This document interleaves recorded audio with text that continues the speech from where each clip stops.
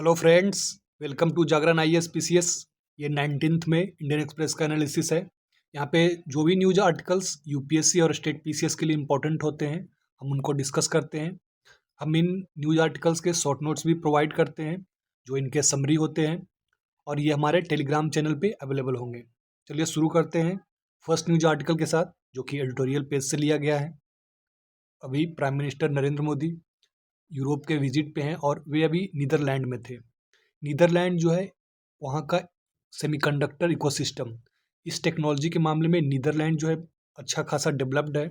सो हम उससे कॉपरेशन करके हमारा जो सेमीकंडक्टर से रिलेटेड इकोसिस्टम है उसको जो हम स्ट्रेंथन करना चाहते हैं, जो हमारा सेमीकंडक्टर मिशन लाया गया है, सो उसमें हेल्पफुल हो सकता है। सो ये कॉपरेशन जो है उस हिसाब से इम्पोर्टेंट है।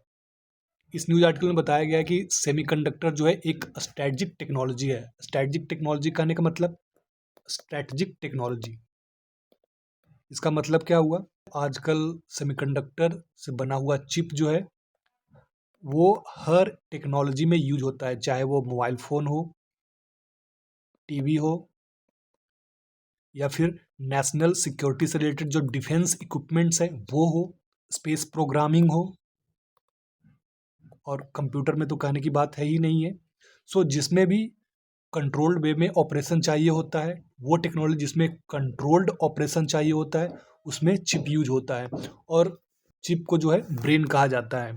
सो सेमीकंडक्टर का बना हुआ चिप जो है आजकल हर एरियाज में वो उसका यूज हो रहा है। सो इसको स्ट्रेटजिक टेक्नोलॉजी कहा गया है। अब नीदरलैंड की बात करते हैं। नीदरलैंड की एक कंपनी है ASML।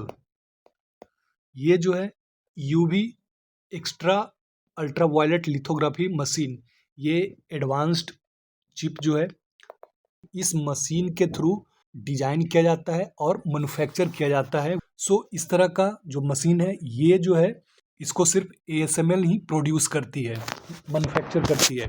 सो अगर एक ऐसी टेक्नोलॉजी जो वर्ल्ड वाइड यूज हो रही है, हर एरियाज में यूज हो रही है, और उसको जो मैन्युफैक्चर करता है, उसको जो प्रोड्यूस करता है, वो मशीन नीदरलैंड की एक कंपनी मैन्युफैक्चर करती है। सो इस तरह से आप समझ सकते हैं कि नीदरलैंड से ये कोऑपरेशन कितना इम्पोर्टेंट हो सकता है। अभी तक की जो हमारी स्टोरी रही है, इंडिया का जो इनिशिएटिव रहा है, वो जब चिप टेक्नोलॉजी स्टार्ट हुआ था 1960 में, सो उसमें हमने कुछ इनिशिएटिव्स लिए थे, बट हमारा इंडस्ट्री जो है हमारा वो उतना सक्सेसफुल नहीं हो सका था। हम आईटी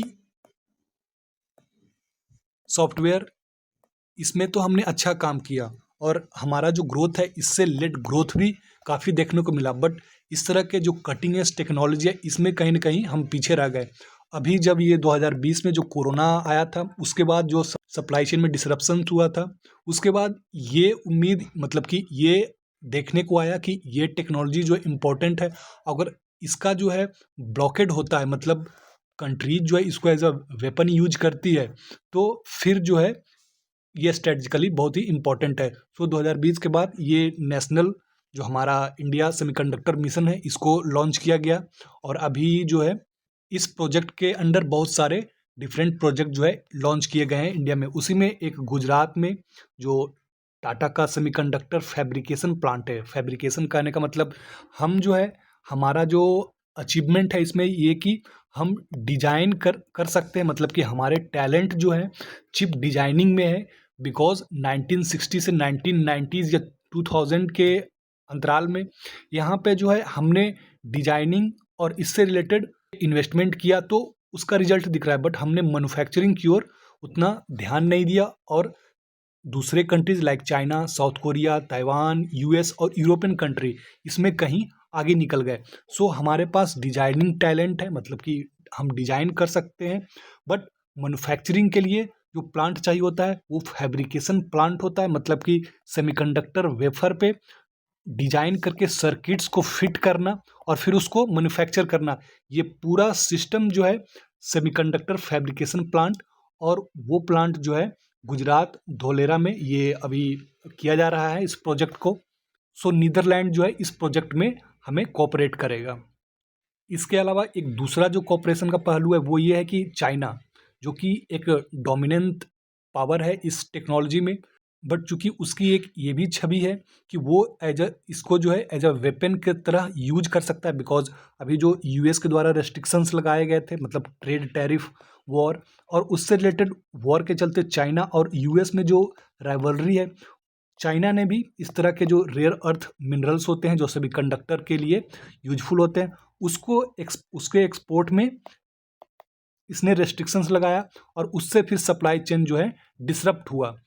सो जो कंट्रीज़ इसमें एडवांस टेक्नोलॉजी में डेवलप्ड है, जैसे कि नीदरलैंड, यूरोपियन कंट्रीज़, उन्होंने इसके डाइवर्सिफिकेशन के लिए, बिकॉज ये चिप जो है इसको मैन्युफैक्चरिंग करने के लिए डिफरेंट स्टेजेस होते हैं। जैसे कि चिप के लिए पहले तो सेमीकंडक्टर वेफर चाहिए, सेमीकंडक्टर मटेरियल चाहिए, वो मटेरियल जो कि बहुत ही डेवलप्ड है उस तरह के मटेरियल चाहिए। उसके बाद उस मैन्युफैक्चरिंग के लिए चिप डिजाइनिंग चाहिए। इस चिप डिजाइनिंग में हमारे पास टैलेंट है, हम डेवलप्ड हैं। इसके बाद चिप और उस पे जो इंस्ट्रूमेंट है, मतलब कि उसमें चिप पे जो सर्किट्स फिट किए जाएंगे, फैब्रिकेशन प्लांट। सो इस तरह के जो बहुत बल्क में चिप को मैन्युफैक्चर करना होता है, तो नीदरलैंड जैसी छोटी कंपनी है, मैन्युफैक्चर करने के लिए दूसरी कंट्रीज में अपने प्लांट को इस्टेब्लिश करती है। सो चाइना और इंडिया, ये जो है दो कंट्री का ऐसे कंट्रीज है जहाँ की लेबर और स्पेस ह्यूज क्वांटिटी में मिल सकते हैं।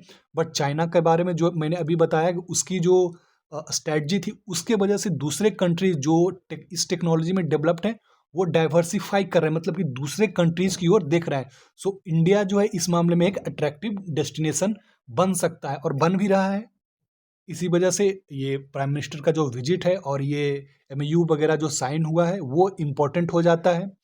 बट इसमें जो मेन चैलेंजेज है वो ये है कि हमने, जैसा कि मैंने पहले बताया कि डिजाइन, इससे रिलेटेड जो इकोसिस्टम है उसमें तो हमने अच्छा काम किया है, बट जो मैन्युफैक्चरिंग के लिए इंफ्रास्ट्रक्चर चाहिए, फैब्रिकेशन प्लांट चाहिए, मतलब कि चिप सेमीकंडक्टर पे सर्किट्स को फिट करने के लिए, फैब्रिकेट करने के लिए प्लांट चाहिए, वो हम अभी इस्टेब्लिश कर रहे हैं। उसके लिए स्टेबल पावर चाहिए, वो हमारे यहाँ उसकी समस्या है। उसके बाद जो मैन्युफैक्चर करता है, जो लेबर होता है इसमें, वो बहुत ही स्किल्ड होता है, टेक्निकली स्किल्ड होना चाहिए। सो वो एक चैलेंज है हमारे लिए। तो इन सब में हम अभी काम कर रहे हैं। सो ये पूरा आर्टिकल जो है ये समझाया गया कि कैसे हम अभी जो है इस तरह के कटिंग एज टेक्नोलॉजी जो सेमीकंडक्टर से रिलेटेड है उसके हम अभी कंज्यूमर है, और हमें कंज्यूमर से प्रोड्यूसर की ओर जाना, बिकॉज चिप जो है दुनिया का ब्रेन है, और उस ब्रेन को अगर हम कंट्रोल करते हैं, वो हमारे अगर हाथ में होता है, तब हम भी जो है इस रेस में आगे होंगे। सो सेमीकंडक्टर चिप, उसका इम्पोर्टेंस, इंडिया के क्या इनिशिएटिव्स हैं, ये सारे पॉइंट जो है आपके मेंस पॉइंट के लिए इम्पोर्टेंट्स हो सकते हैं। हमारे यहाँ चैलेंजेस क्या है, हम किस तरह से कितना डेवलप किए हैं सेमीकंडक्टर या चिप इंडस्ट्री में, वो जो है आप मेंस पॉइंट में ऐड कर सकते हैं। Next news article. Next news article again editorial page का है। ये WTO से रिलेटेड है। अभी मार्च में WTO का मिनिस्टीरियल कॉन्फ्रेंस कैमरून में हुआ था। अभी आप देख रहे होंगे कि ट्रेड बैरियर्स की वजह से, इसमें ट्रेड वॉर की वजह से, ये WTO जो पूरा इसका मैकेनिज्म है, जो इसका पूरा पर्पस है, वो डिफीट होता हुआ दिख रहा है। और इस आर्टिकल में ये समझाया गया है कि WTO जो एक ऑर्गेनाइजेशन है जो कि ट्रेड में सुगमता के लिए, मतलब कि ट्रेड को बेटर यूटिलाइज हो सके, सारे countries, either developed countries, developing countries या लिस्ट डेवलप्ड कंट्री, उन सब के लिए हेल्पफुल हो। सो WTO उसके लिए लाया गया था, बट उसका उल्टा ही होता हुआ दिख रहा है। तो इस आर्टिकल में बताया गया है कि WTO सिर्फ एक इकोनॉमिक एक्टिविटी नहीं है, ये जो है अभी दूसरे इश्यूज से कनेक्ट हो गया है, जैसे कि geopolitics, national security, technology, environment, power politics. वो ऐसा इसलिए कहा गया है बिकॉज अभी आप देख रहे हैं जो US चाइना का वो राइवलरी ही ले लें, या फिर US ने जो 50% इंडिया पे जो टैरिफ लगाया था, तो ये जो है कहीं ना कहीं अब जियोपॉलिटिक्स से कनेक्टेड हो गया है।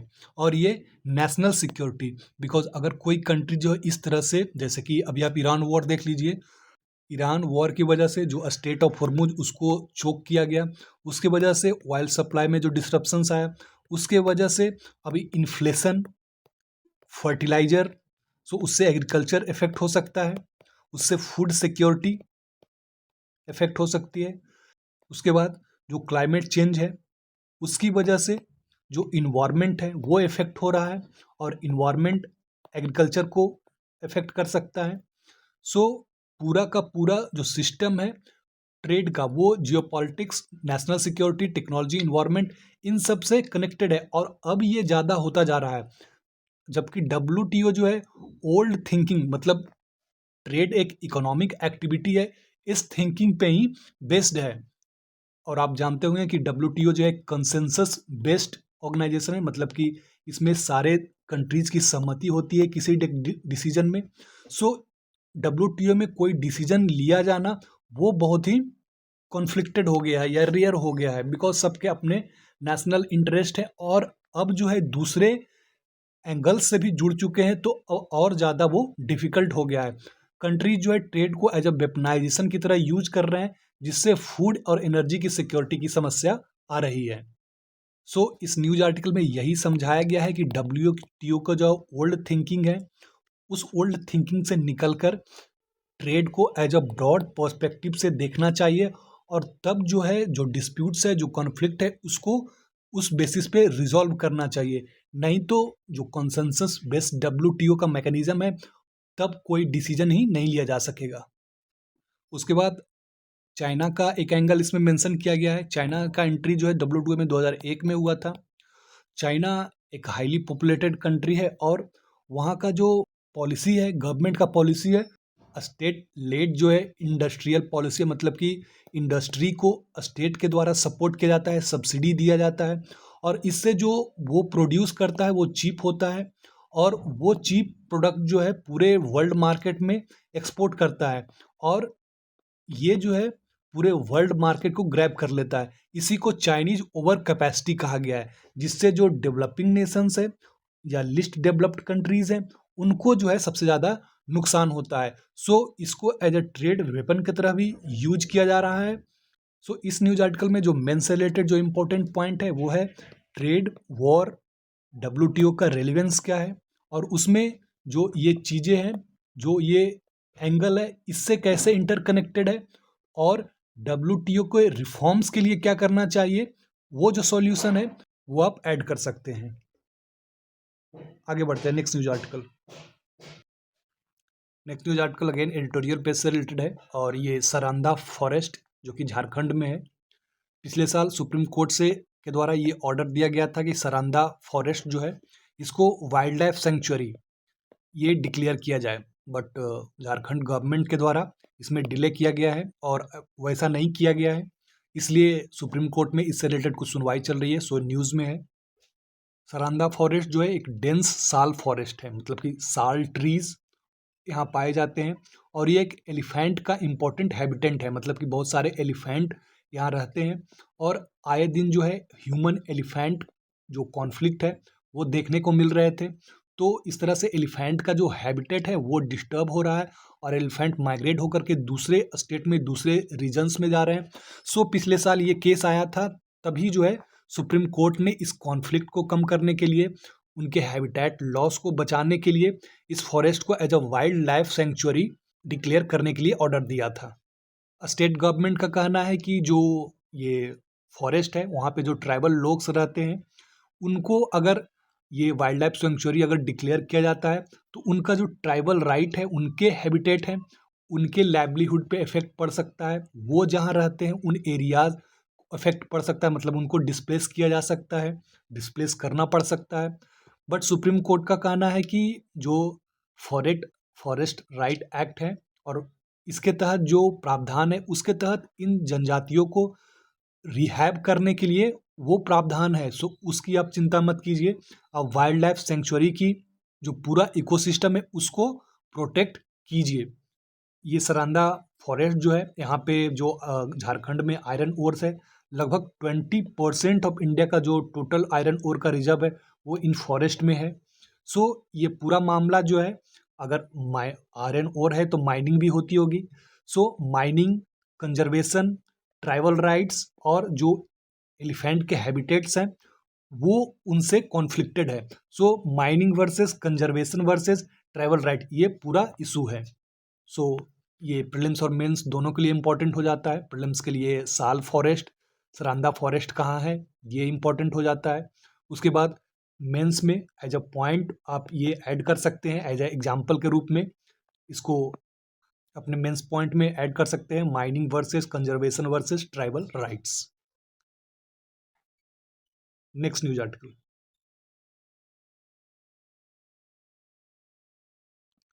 Next news article explained section से लिया गया है। यूरोपियन यूनियन और उसका स्पेस एजेंसी और चाइना, इन दोनों ने मिलकर एक स्पेस प्रोग्राम को लॉन्च किया है। सो ये न्यूज़ में है। वो प्रोग्राम है जो सन से रिलेटेड जो डेंजरस पार्टिकल्स वो इमिट होती है और अर्थ जो है कैसे उसको प्रोटेक्ट करता है अपने मैग्नेटिक फील्ड से। सो इसी पे रिसर्च के लिए एक प्रोग्राम जो है लॉन्च किया गया है यूरोपियन यूनियन और चाइना के द्वारा। सो ये न्यूज़ में है। इस प्रोजेक्ट का जो नेम है वो है SMILE solar wind magnetosphere ionosphere link explorer. So sun जो है बहुत सारे डेंजरस पार्टिकल्स को इमिट करता है, जैसे कि सन के द्वारा solar wind, plasma, magnetic energy, solar flares, ये इसमें जो है बहुत सारे चार्ज पार्टिकल्स होते हैं। वो जो है ह्यूमन और जो अर्थ का एटमॉस्फेयर है उसमें जो हैबिटेट है उसको जो है बैडली इफेक्ट कर सकते हैं। सो अर्थ जो है अपने आप को अपने मैग्नेटिक फील्ड के द्वारा, मतलब कि अर्थ के चारों ओर जो है जो मैग्नेटिक फील्ड का प्रोटेक्शन है वो इन पार्टिकल्स से प्रोटेक्ट करता है। और इसी मैग्नेटोस्फेयर, इसी के स्टडी के लिए ये प्रोजेक्ट जो है लॉन्च किया गया है।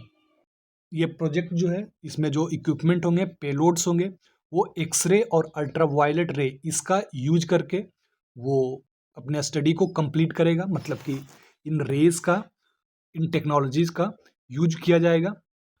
ये मैग्नेटोस्फेयर जो अर्थ का है वो जो ये जो सन से रिलेटेड डेंजरस पार्टिकल्स हैं वो ह्यूमन इन्वायरमेंट को नहीं बल्कि जो ह्यूमन के द्वारा बनाए गए मशीन्स है जैसे कि सेटेलाइट, जीपीएस, पावर ग्रिड, इनको भी बैडली इफेक्ट कर सकते हैं। सो उनको भी प्रोटेक्ट करती है ये magnetosphere.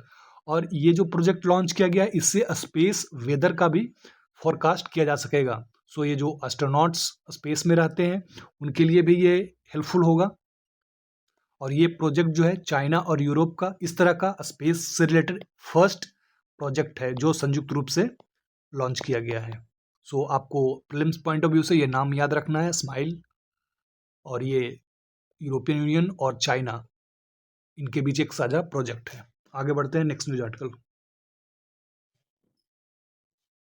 Next news article economy page से लिया गया है।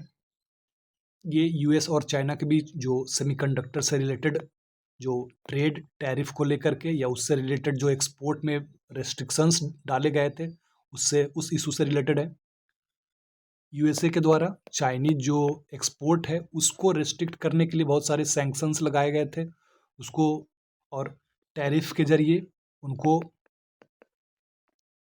उनको रेस्ट्रिक्ट करने का प्रयास किया गया था। तो इसके रेसिप्रोकेशन में मतलब कि चाइना ने इस पर रिएक्ट किया और जो चाइना को जाना जाता है कि ये रेयर अर्थ मिनरल्स जो कि सेमीकंडक्टर टेक्नोलॉजी और उसमें उससे जुड़े इकोसिस्टम में बहुत इंपॉर्टेंट होता है।